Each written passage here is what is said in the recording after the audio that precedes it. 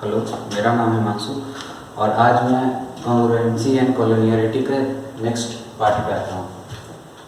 तो ये थ्योरम है जिसका नाम है मेनेलॉस। इसमें बोलता है कि if A transversal cut the side BCCAAB suitably extended of triangle ABC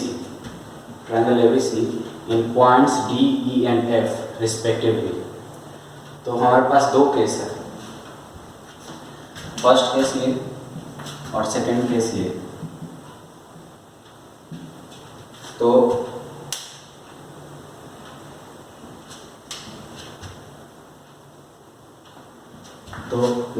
BC पे जो ट्रांसवर्सल जो हो BC को D पॉइंट पर कट करेगा, CA को E पॉइंट पर कट करेगा, CA को एंड AB को F पॉइंट पर कट करेगा। तो इसमें हम देखेंगे कि ये साइड जो है मेरा वो एक्सटेंडेड है और इस केस में है जो तीनों साइड एक्सटेंडेड है। तो इसमें ट्रांसवर्सल एक साइड को एक्सटेंड करके मीट कर रहा है और इसमें तीनों साइड को एक्सटेंड करने के बाद मीट कर रहा है। तो इस केस में मेरा एक पार्ट निगेटिव होगा और इसमें तीनों पार्ट निगेटिव होगा। तो अगर तीनों पार्ट निगेटिव होता है तो प्रोडक्ट जो होगा वो निगेटिव नहीं होगा। सो इसमें एक पार्ट निगेटिव है, इसमें तीन पार्ट निगेटिव है, तो रिजल्टेंट मेरा निगेटिव होगा। इससे ये पता चलता है कि दोनों केस से इस रिजल्ट पे कोई फर्क नहीं पड़ता है। अब आते हैं इस केस को लेके आगे बढ़ते हैं। इसमें क्या है कि हम FD को एक्सटेंड करते हैं पीछे और A पॉइंट से BD के पैरेलल एक लाइन खींचते हैं और जो मीट करता है P पॉइंट पे। तो अब ये लाइन और ये लाइन पैरेलल हो गया। तो हम देखेंगे triangle APF and triangle BDF, ये दोनों ट्रायंगल सिमिलर है bye AAA। This angle is equal to this is vertically opposite angle. So if two angles of two triangles are same, then third angle is also same. So अब ये दोनों triangle similar हो गया तो इनके जो sides का ratio होगा वो इक्वल होगा। तो ट्रायंगल APF में AF एंड ट्रायंगल BDF में FB का जो रेशियो होगा वो इक्वल होगा PA by BD के। Similarly triangle CDE and APE, triangle CDE and APE same criteria से ये दोनों ट्रायंगल भी सिमिलर है AAA। तो अब सेम लॉजिक के हिसाब से अगर if two triangles are similar then the ratio of their sides are equal. तो BC by AP is equal to AE by CE, sorry, DC by AP is equal to CE by AE। ये दो result हमें मिला, हमको proof करना है ये।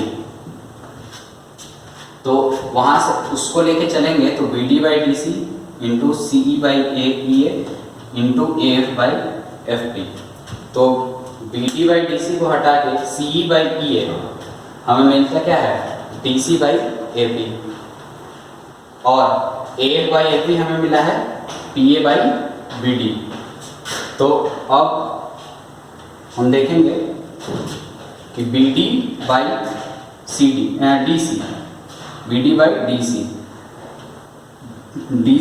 by AP, DC by AP। तो ये पार्ट जो है मेरा वो निगेटिव है DC और ये दोनों निगेटिव है तो ये दोनों कट गया तो पॉजिटिव हो गया। BD मेरा पॉजिटिव है, AP निगेटिव है, AP निगेटिव है और BD जो है वो पॉजिटिव है तो BD कट गया। अब पी ए जो है वो पॉजिटिव है, तो ये दोनों कट के हमको -1 देता है। हम लोग क्या किए कि पहले एक पैरेलल लाइन खींचे बी डी के पैरेलल, जो ए से पास करता हो और डी एफ को मीट करेगा वो पी पॉइंट पे। अब दो लाइंस अगर पैरेलल है तो जो ट्रांसवर्सल आता है दोनों लाइन पैरेलल लाइंस के बीच में, तो this angle is equal to this angle, ये दोनों ट्रायंगल के पास होता है। और this angle is equal to this angle, this is vertically opposite angle, और ये इसके इक्वल होगा।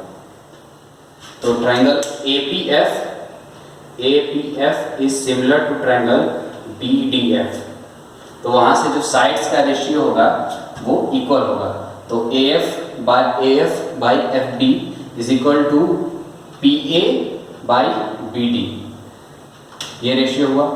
वैसे ही दूसरे ट्रायंगल को लेंगे, ट्रायंगल APE, तो इसमें ये दोनों एंगल सेम होगा, ये एंगल और ये एंगल सेम होगा, और ये दोनों तो सेम हो गई। तो ट्रायंगल CDE और ट्रायंगल APE, ये दोनों ट्रायंगल जब सिमिलर है तो साइड्स का जो रेशियो होगा वो सेम होगा, तो हमें वो रेशियो मिला। तो अब जो इक्वेशन हमको प्रूव करना है उसका LHS लेके चलेंगे। LHS लिए हमें ये दोनों रेशियो के इक्वल दो अलग रेशियो मिला, उसको यूज़ किए और by positive negative sign we get -1। अब हम लोग इसमें क्या करेंगे कि मेनेलॉस थ्योरम को यूज़ करके केवा थ्योरम प्रूफ करेंगे, जो इस वीडियो के पहले वाले वीडियो में बताया गया है, लिंक ऊपर में। अब मेनेलॉस थ्योरम को यूज़ करते हुए हम लोग केवा थ्योरम प्रूफ करेंगे। तो केवा थ्योरम में जो डायग्राम था वो ऐसा था।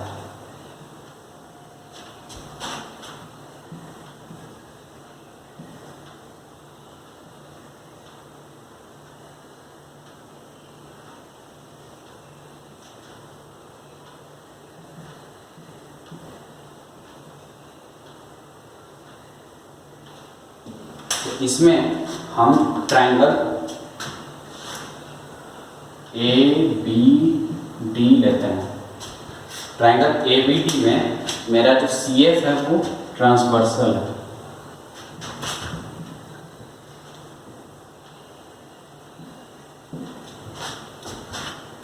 ट्रायंगल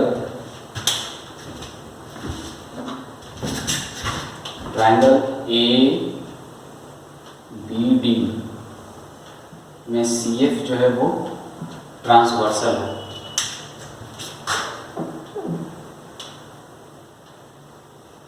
तो बाई मेनेलॉस थ्योरम हमको यहाँ से ये पता चलता है कि AF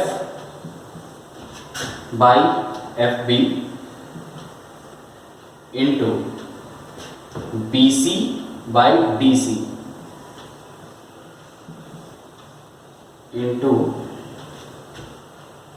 OD by OA, this is equal to -1। Similarly जब हम देखेंगे ट्रायंगल ADC को, ट्रायंगल ADC और वहाँ पे BE को ट्रांसवर्सल लेंगे,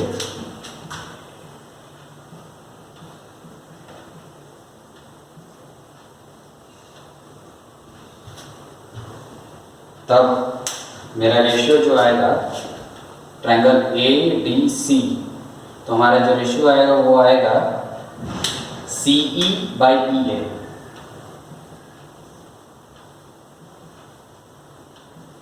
into AO by OD into DB by BC, ये हमारा रेशियो आया, और this is equal to -1 by Menelaus theorem. अब मेरे पास दो कंडीशंस हैं, इक्वेशंस हैं। 1 2।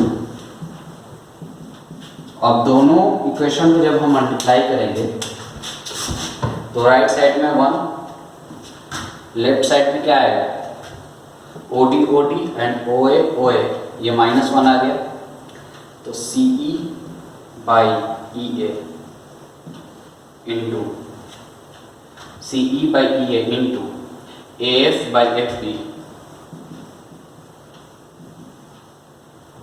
इंटू DB को BC कर देंगे तो जो मेरा माइनस आया था इन दोनों के मल्टीप्लिकेशन में वो खत्म हो जाएगा।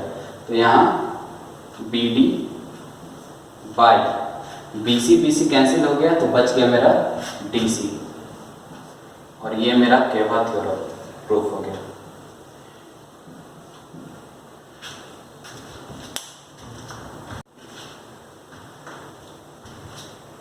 अभी हम लोग देखिए कैसे मेनलोस थ्योरम को यूज़ करके केवा थ्योरम को प्रूफ कर सकते हैं। अब उसका उल्टा कैसे केवा थ्योरम को यूज़ करके मेनलोस थ्योरम को प्रूफ कर सकते हैं। तो मेनलोस थ्योरम का कंडीशन क्या है कि BD by DC into CE by EA into AF by F is equal to -1। तो ये मेरा डायग्राम है जिसमें दिया हुआ है कि a transversal cut sides BC CA एंड AB of triangle ABC at DEF। तो triangle ABC FED, this is the transversal, so it cut BC at D, BCA at E and AB at F। ये कुछ construction है जो करना जरूरी है, जिसमें CF meet BE, CF meet BE at point P, CF meet AD at point Q, CF meet AD at point Q and AD and BE meet at point R। तो इसमें 6 ट्रायंगल है और 6 ट्रायंगल में केवा theorem को apply करेंगे और मेनलोस theorem को प्रूफ करेंगे। तो इसमें 6 ट्रायंगल का बारी बारी से स्टार्ट करते हैं। तो पहला जो ट्रायंगल है वो है ट्रायंगल DAB। तो DAB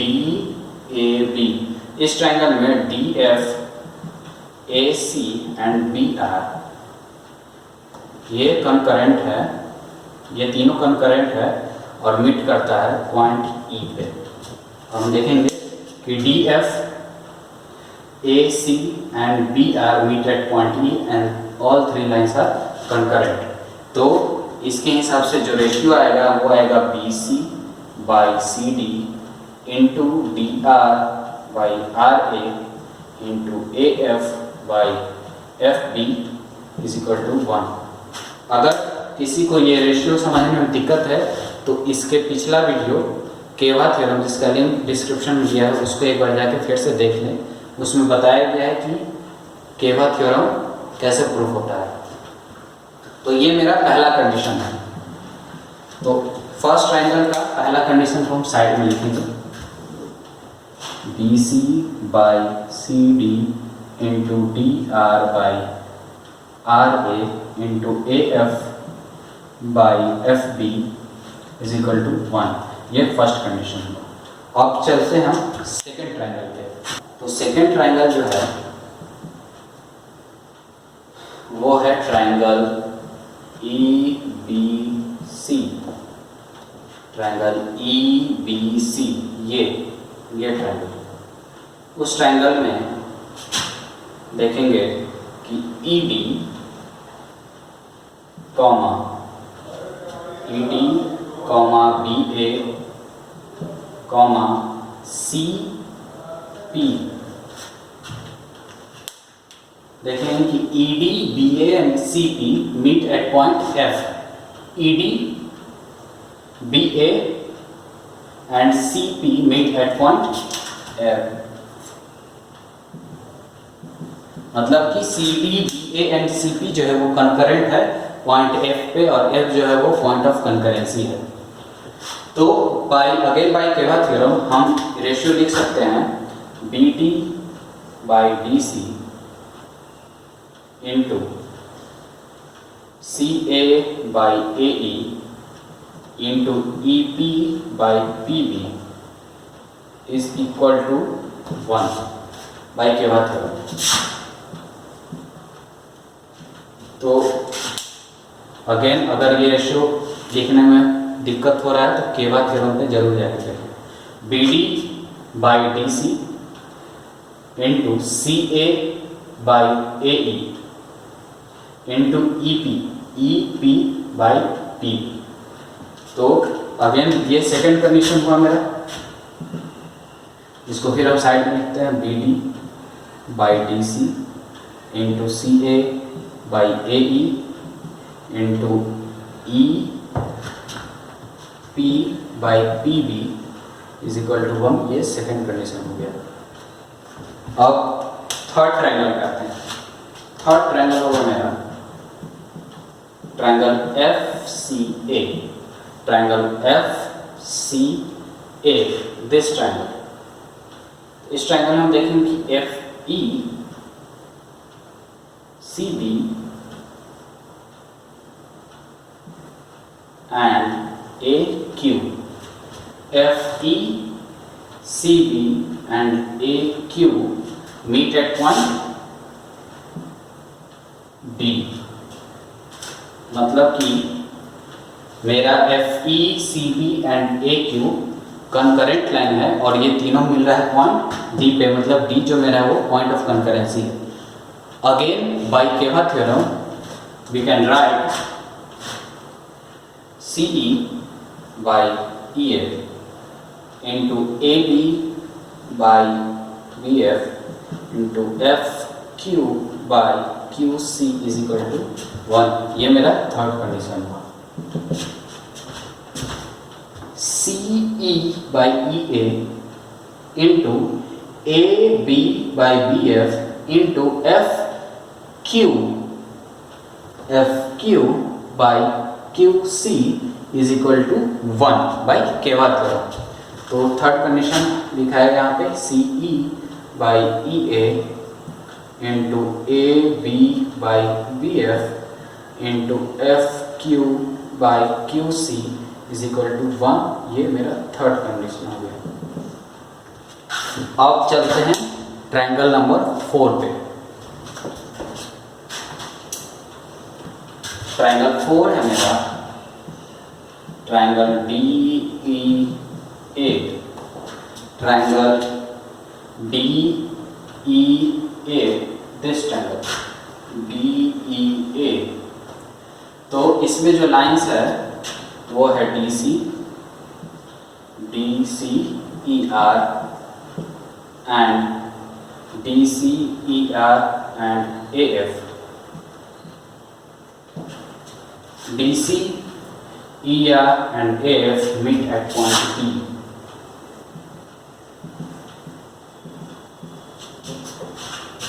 DC ER and AF meet at point B। तो according to केवा theorem we can again write AR by RD into DF by FE into EC by CA is equal to 1। ये equation 4 हुआ by Ceva theorem. इसको लिखेंगे AR by RD into DF by FE into EC by CA, EC by CA is equal to 1/4।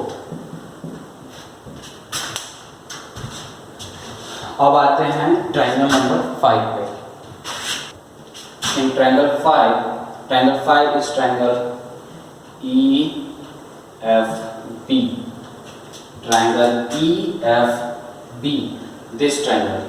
So EC, FP and BD meet at C. EC, FP and BD meet at C. So these three lines are concurrent line and C is the point of concurrency. So again, by using Kevad theorem, we can again write FA by AB into BP by PE into ED by DF is equal to 1. So we can write this here, FA by AB into BP by PE into ED by DF is equal to 1, fifth condition.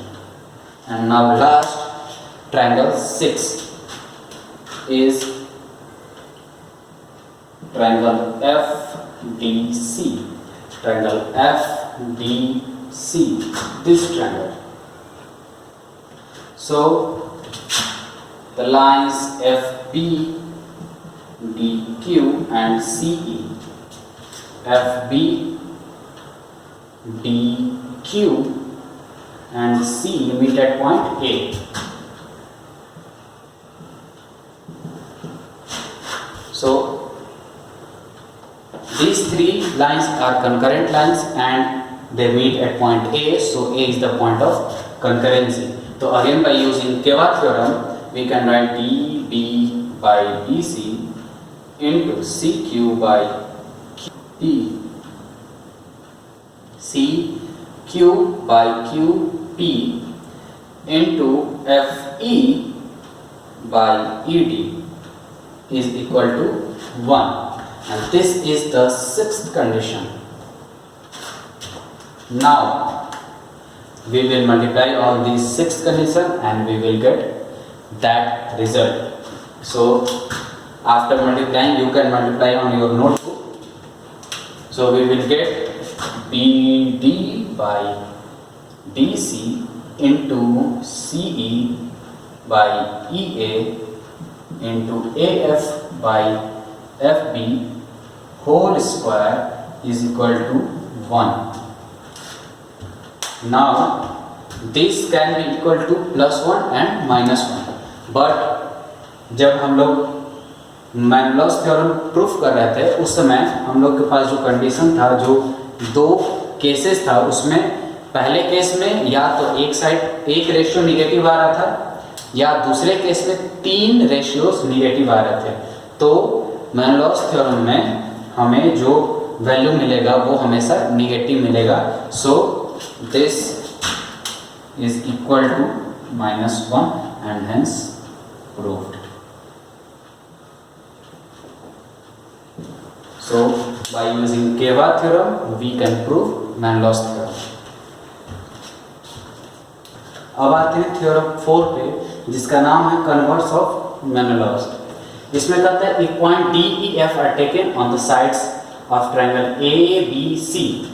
Triangle ABC, D, E, F are the points taken on the sides of triangle ABC.